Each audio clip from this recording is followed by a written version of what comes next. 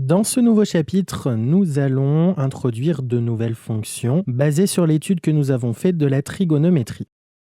Nous allons commencer tout d'abord en parlant des fonctions cosinus et sinus. La fonction cosinus est la fonction qui, à un réel x, va faire correspondre le réel cosinus x. La fonction sinus, c'est la fonction qui, à un réel x, associe le réel sinus x. En utilisant les propriétés qu'on connaît sur les angles associés, à savoir cosinus moins x égale cosinus x et sinus moins x égale moins sinus x, on peut dire que la fonction cosinus est paire et que la fonction sinus est impaire. Alors, une remarque sur l'interprétation graphique de ces propriétés. La parité d'une fonction, elle va se traduire par une symétrie.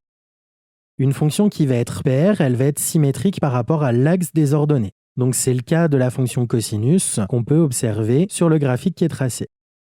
Une fonction qui est impaire va être, elle, symétrique par rapport à l'origine du repère, comme la fonction sinus qui est tracée sur le graphique.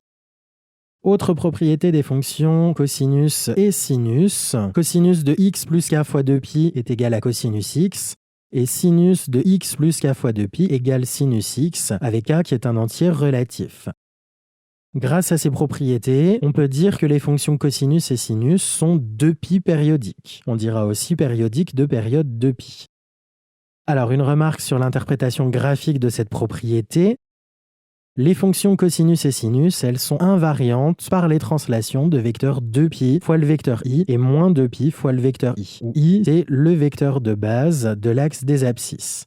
Donc en fait, ce qu'il faut retenir, c'est qu'on va avoir un motif qui se répète tous les 2π.